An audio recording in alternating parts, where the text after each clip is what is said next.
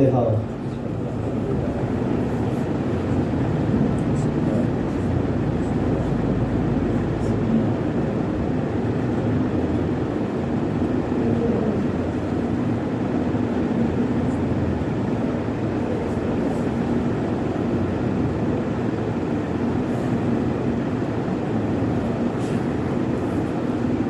أعوذ بالله من الشيطان الرجيم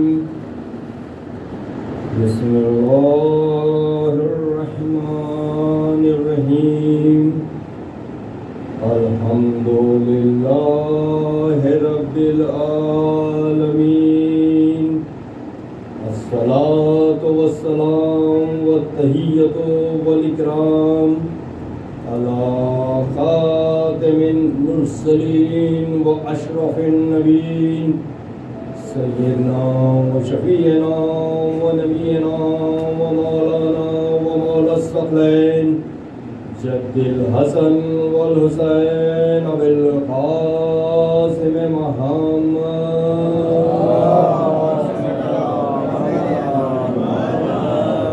وآله الطيبين الطاهرين المعصومين المظلومين الذين أذهب الله عنهم الرجس وطهرهم تطهيرا.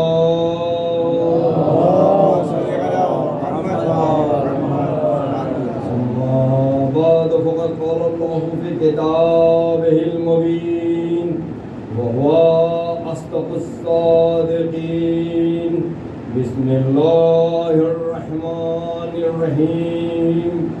نحن قدرنا بينكم الموت وما نحن بمسبوقين. صلوات اللہ.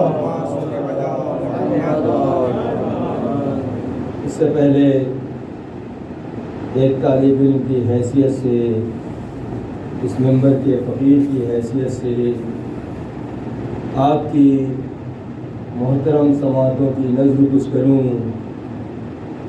ایک بار سورہ فاتحہ اور 3 بار سورہ اخلاص کی تلاوت کر کے مرحوم سید علی عابدی ابن مرحوم سید محمد کی روح کو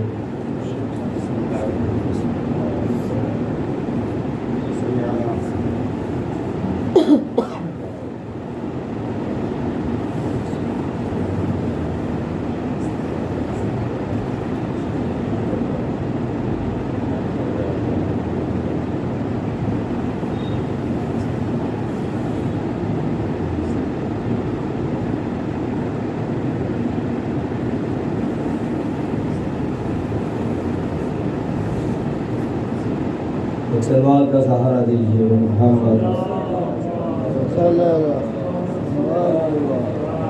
بھائی اتنی ٹھنڈی سلوات پڑھیں گے تو میں کیسے بیان کر پاؤں گا. اس سے بہتر ایک سلوات.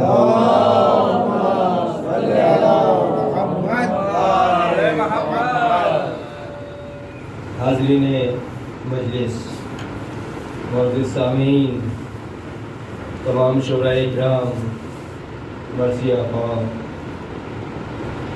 جس انداز سے آپ تمامی حضرات نے مولا کی بارگاہ میں خراج عقیدت پیش کی، اور میں یہ جانتا ہوں کہ میرے سامنے ایسے سامعین موجود ہیں جو بڑے بڑے علماء کو سنتے ہیں، بڑے بڑے ذاکرین کو سنتے ہیں. میں نے پہلے ہی اپنا تعارف بس اتنا کرایا کہ ایک طالب علم کی حیثیت سے، اس ممبر کے فقیر کی حیثیت سے کچھ بیان آپ کے سامنے کرنا چاہتا ہوں. آپ تمامی حضرات اس مجلس میں شامل ہوئے، شرکت کی. ہم اور آپ اس کی کیا جزا دیں گے؟ جزائے خیر تو وہ شہزادی دیں گی جو اس فرش عزا پر سب سے پہلے تشریف لا چکی ہیں. مجلس کے وقت میں تھوڑی تاخیر ہوئی، مگر میں یہ بات اچھی طرح سمجھتا ہوں اور آپ بھی جانتے ہیں کہ جب ایک بار فرش اعضا بچ جاتا ہے تو فرش خالی نہیں ہوتا. سب سے پہلے وہ شہزادی تشریف لاتی ہے، ائمہ طاہرین تشریف لاتے ہیں. یہ تو اللہ نے ہمیں وہ طاقت نہیں عطا کی کہ ہمیں نہیں پتا کہ ہمارے درمیان کون بیٹھا ہے. ایک صلوات پڑھیے اور محمد میں نے قرآن مجید کی سورہ مبارکہ واقعہ کی 60ویں آیت کو اپنا سرنامہ عنوان بنایا ہے. اور جیسا کہ ہمارے محترم شکیل بھائی نے اور پروفیسر صاحب نے اور آپ تمام حضرات نے جس طرح سے میرے والد کے بارے میں بیان کیا، دراصل ایک ایسی علمی شخصیت اور ایسا اخلاق مجھے نہیں لگتا کہ اگر آج ایسے اخلاق اور ایسی علمی شخصیت کو ڈھونڈا جائے تو مشکل ہوگا، کیونکہ وہ جس مقام پہ رہے ان کا وطن ننہرا غازی پور تھا اور ملازمت کے سلسلے میں وہ ویسٹ بنگال آسنسول میں تھے. ہمارے والد صاحب کے بارے میں بس میں اتنا ہی کہتا چلوں کہ ایسا اخلاق کہ جہاں سے گزرتے تھے لوگوں کا ہاتھ خود بخود اٹھ جاتا تھا، اور وہ کہتے تھے کہ میں سر جھکا کے اسی لیے چلتا ہوں کہ اتنے ہاتھ میرے لیے اٹھ جاتے ہیں. ایک صلوات پڑھیے اور محمد. اور کوٹا سے جناب ساجد صاحب وہاں کی نمائندگی کر رہے ہیں. میرے بھائی اور جج صاحب، پروفیسر صاحب اور تمام معزز سامعین یہاں بیٹھے ہوئے ہیں. جو لوگ بھی میرے والد صاحب سے جن کی ملاقات تھی وہ جانتے ہیں کہ علم کے ساتھ ایسا اخلاق. اور میں اپنے گھر کا اگر تجربہ بتاؤں تو جب وہ ناراض بھی ہوتے تھے تو اپنی بات اشعار میں کہتے تھے. ایسی شریف النفس ہستی اب ڈھونڈنے کو نہیں ملے گی. بے شک میں بس اتنا کہنا چاہوں گا کہ میری ماں کا انتقال کافی عرصے پہلے ہو گیا تھا، مگر جب میرے باپ کا انتقال ہوا تو مجھے احساس ہوا کہ یتیمی کیا ہوتی ہے. میں ابھی مصائب کے جملے نہیں پڑھ رہا ہوں، وقت میں زیادہ گنجائش نہیں ہے، اس لیے تمہیدی گفتگو زیادہ نہیں کروں گا. مگر جو بھی بیان میں آپ کے سامنے کرنا چاہتا ہوں وہ چونکہ یہ ایصال ثواب کی مجلس ہے، تمام شورا اکرام نے موت کے بارے میں بیان کیا ہے تو میں بھی کچھ موت پہ تبصرہ کروں گا اور کچھ علمی گفتگو ہو جائے. چونکہ علمی شخصیت تھی، آپ ان کے درجات کی بلندی کے لیے ایک صلوات پڑھ دیجیے.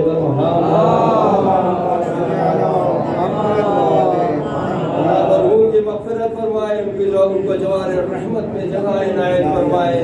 میں نے جو عنوان اس مجلس کے لیے بنایا ہے کہ نحن قدرنا بینکم الموت وما نحن بمسبوقین، سورہ مبارکہ واقعہ کی 60ویں آیت اللہ ارشاد فرما رہا ہے کہ ہم نے موت کو تمہارا مقدر بنا دیا ہے، ہم نے موت کو تمہاری تقدیر بنا کے، تمہارا مقدر بنا کے تمہارے درمیان بھیج دیا ہے.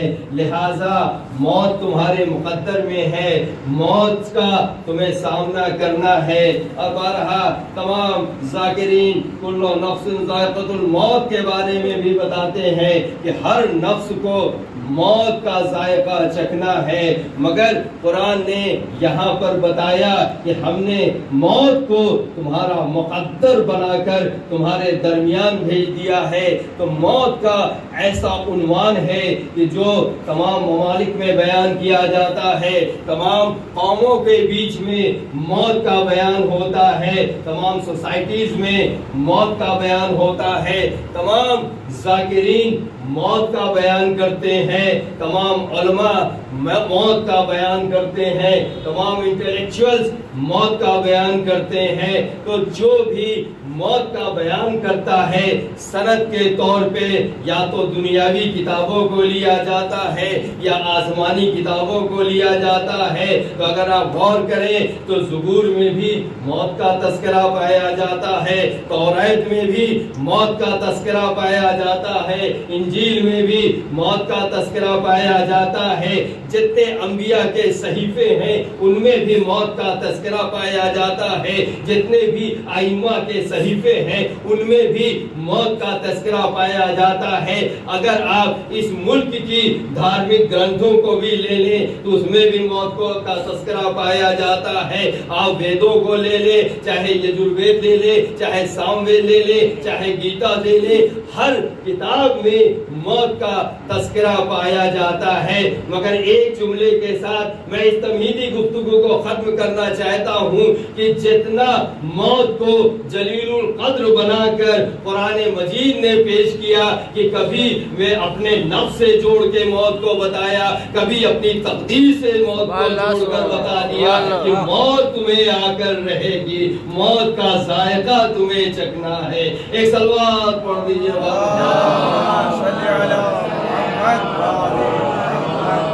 موت کے بارے میں تمام شعراء اکرام نے ذکر کیا تھا۔ میں اس ممبر کا فقیر بھی آپ کے سامنے کچھ ذکر کرنا چاہتا ہوں کہ آخر موت ہوتی کیا ہے، اور موت کیا فنا ہونے کا نام ہے، موت ختم ہو جانے کا نام ہے۔ تو دیکھیے، دراصل دیکھا جائے تو بقا فنا پر ہی منحصر ہوتی ہے۔ جب کوئی چیز فنا ہوتی ہے تو اس کی وجہ سے کچھ بقا ہوتی ہے۔ بھائی میری بات جو میں آپ تک پہنچانا چاہتا ہوں، مثال کے طور پہ جب ایک بیج زمین میں اپنے آپ کو فنا کر دیتا ہے تو اس کی جگہ پر ایک درخت وجود میں آ جاتا ہے۔ اسی طرح سے جب چند دانے کھیتوں میں ڈال دیے جاتے ہیں تو لہلہاتی ہوئی فصل وجود میں آ جاتی ہے۔ اب میں جو جملہ پیش کرنا چاہتا ہوں، صاحب اولاد یہاں موجود ہے، کہ اسی طرح سے ماں باپ اپنی تمام خواہشات کو، اپنے آرام و چین کو جب فنا کر دیتے ہیں تو ایک لائق اولاد وجود میں آتی ہے۔ ایک صلوات پڑھ دیجیے اور کہ آپ نے تو موت کیا ہے، کیا فنا ہونے کا نام ہے۔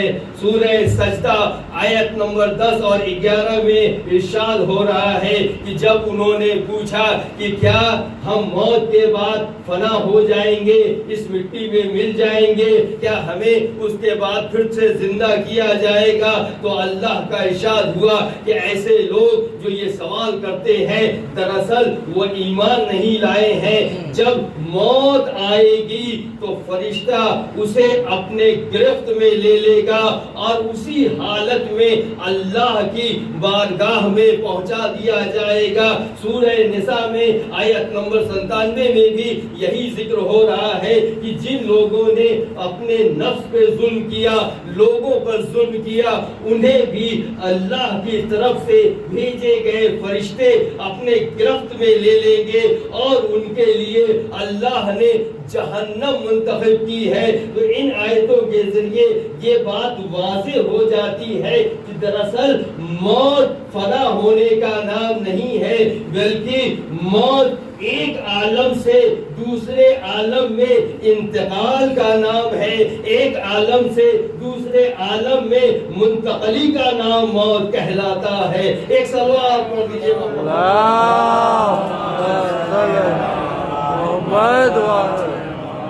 اس سے بہتر ایک صلوات پڑھیے اگر محمد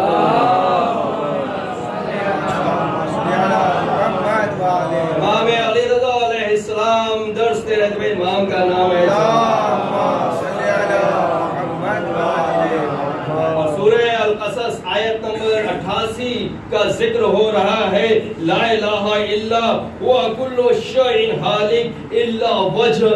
جب مولا سے لوگوں نے کہا مولا وجہ کے معنی کیا ہے، تو مولا نے ارشاد فرمایا کہ بھائی تمہاری نظر میں وجہ کا معنی کیا ہے؟ لوگوں نے کہا وجہ کے معنی چہرے سے ہیں، اور ہم جو معنی اس سے نکالتے ہیں کہ اللہ کی تمام شے، کل شے فنا ہو جائے گی، یہ جسم بھی شے فنا ہو جائے گا مگر انسان کا چہرہ باقی رہ جائے گا۔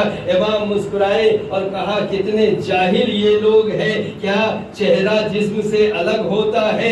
جب جسم فنا ہوگا تو چہرہ بھی فنا ہو جائے گا۔ دراصل قرآن مجید اس آیت سے یہ بات کہہ دینا چاہتا ہے کہ انسان کا پورا جسم فنا ہو جائے گا، اور وجہ کا ظاہری معنی تو چہرے ہے، مگر قرآن میں وجہ کا معنی یہاں پہچان سے ہے۔ انسان کا جسم تو فنا ہو جائے گا مگر اس کی پہچان فنا نہیں ہوگی۔ ایک صلوات پڑھ دیجئے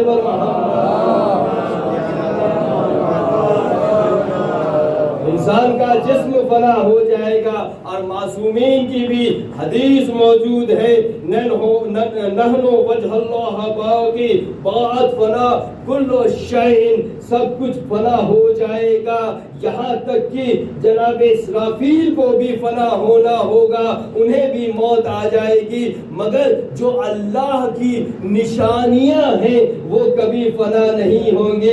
آپ نے غور نہیں کیا، اللہ کی نشانیاں کوئی اور نہیں بلکہ چہارہ معصومین علیہ السلام کے ساتھ صلوات پڑھیے محمد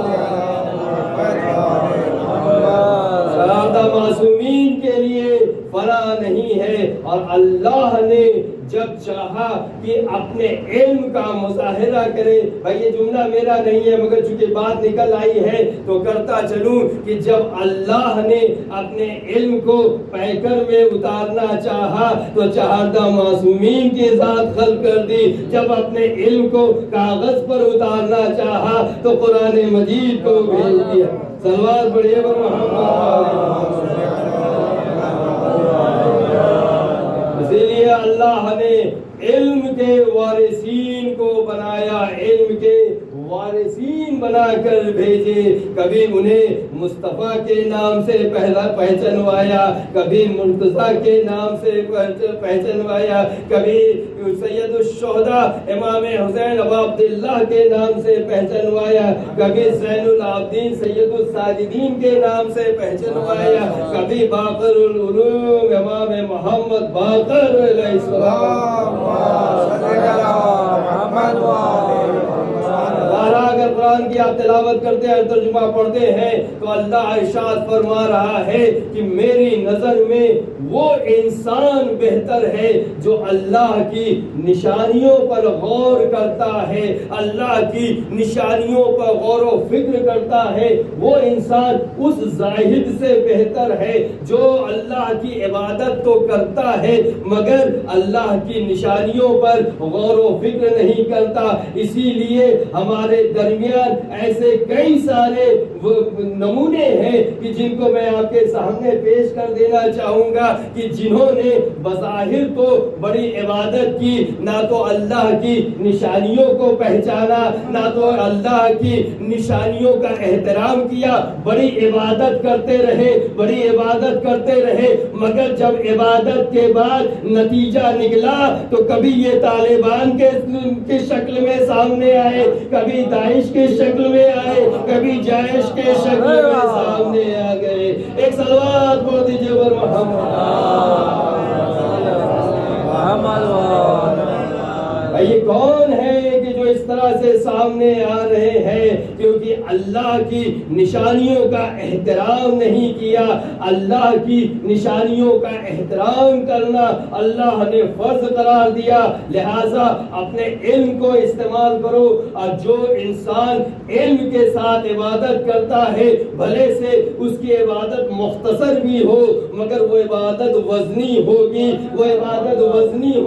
تو اب مجھے جملہ کہہ لینے دیجئے کہ جو عبادت علم کے ساتھ ہوگی، ایسی عبادت میں ایک ضربت ید اللہ ثقلین کی عبادت پہ بھاری پڑ جائے گی، اور ایسی عبادت جو علم کے ساتھ کی جائے، حالت رکوع میں انگشتری دے دی جائے تو آیت ولایت نازل ہو جائے گی۔ ایک صلوات پڑھ دیں۔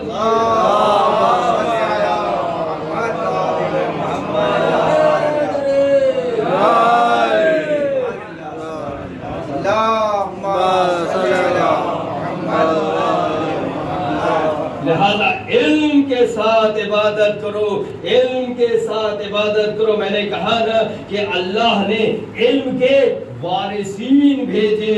اور صرف یہ جملہ میرے مولا کا نہیں ہے بلکہ تمام ائمہ طاہرین کا یہ جملہ ہے. سنونی سنونی اب تستفقدونی، پوچھو پوچھو اس سے قبل میں تمہارے درمیان نہ رہوں. مگر ہائے رے افسوس، مسلمانوں نے پوچھا بھی تو کیا پوچھا کہ کسی نے پوچھا کہ میرے داڑھی میں کتنے بال ہیں، میرے سر میں کتنے بال ہیں. علی کا علم اللہ کی جانب سے ہے. اللہ نے علی کو علم عطا کر کے بھیجا ہے. علی مسکرائے اور کہا تو علی سے پوچھتا ہے، اگر میں بتا دوں تو کیا گن پائے گا؟ بلکہ میں تو یہ بھی جانتا ہوں تو اپنے آپ کو بڑا صحابی رسول کہہ رہا ہے، مگر تیری اولاد ہی قاتل امام حسین ہوگی. ایک صلوات پڑھ دیجئے بر محمد صلی اللہ میری اولاد. یہ علم علی ہے. اور مولا کائنات ارشاد فرما رہے ہیں کہ تحت الثری سے ثریا تک جو چاہو مجھ سے پوچھ لو. علی کا علم وہ ہے کہ جو دعویٰ کر رہا ہے کہ تحت الثری سے ثریا تک جو چاہو پوچھ لو. علی کو معلوم ہے کہ زمین کی پرتوں کے نیچے کون کون سی مخلوق موجود ہے. علی کو معلوم ہے ان مخلوق کو اللہ کیسے رزق عطا کرتا ہے. علی کو معلوم ہے کہ زمین تا آسمان کتنے فرشتے معین کیے گئے ہیں. علی کو معلوم ہے کہ ان فرشتوں کے نام کیا ہے. علی کو معلوم ہے کہ ان فرشتوں کا کام کیا ہے. علی کو معلوم ہے کہ اس دنیا میں کتنے چرند اور پرند ہیں. علی کو معلوم ہے انہیں رزق کیسے عطا ہو رہا ہے. علی کو معلوم ہے کہ جو فرشتے ہیں انہیں کس کام پہ مامور کیا گیا ہے. یہ تمام علم علی کو اللہ کی جانب سے عطا ہو رہا ہے. ایک صلوات پڑھ دیجیے.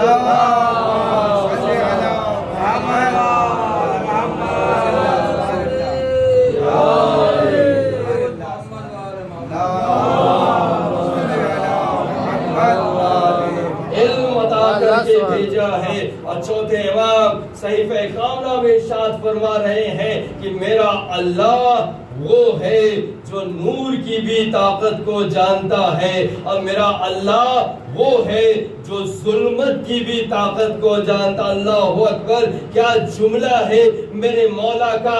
آج جب سائنس نے اتنی ریسرچ کر لی، اتنی ترقی کرنے کے بعد آج انہوں نے یہ پیمانہ تو نکال لیا کہ نور کی طاقت کو ماپا جا سکے، اس کی طاقت کو بتایا جا سکے، مگر دنیا کی کوئی بھی طاقت آج تک یہ نہیں پتا کر پائی کہ آخر ظلمت کی طاقت کیا ہوتی ہے. میں ایک مثال دینا چاہتا ہوں. پروفیسر اور تمام انٹلیکچوئلز میرے سامنے بیٹھے ہوئے ہیں کہ دنیا آج تک بلیک ہول تھیوری کو نہیں سمجھ پائی. وہ یہ نہیں سمجھ پائی کہ اس بلیک ہول میں چمکتے ہوئے ستارے کہاں غائب ہو جاتے ہیں. میرا مولا اس وقت کہہ رہا ہے کہ میرا اللہ وہ ہے جو نور کی بھی طاقت کو جانتا ہے، ظلمت کی بھی طاقت کو جانتا ہے. ایک صلوات پڑھ دیجئے بر اللہم صلی علی محمد. علم کے وارثین بنائے، وارثین بنا کر ہمارے درمیان بھیج دیا. اور اسی طرح سے میں اگر گفتگو کو آگے بڑھاؤں تو امام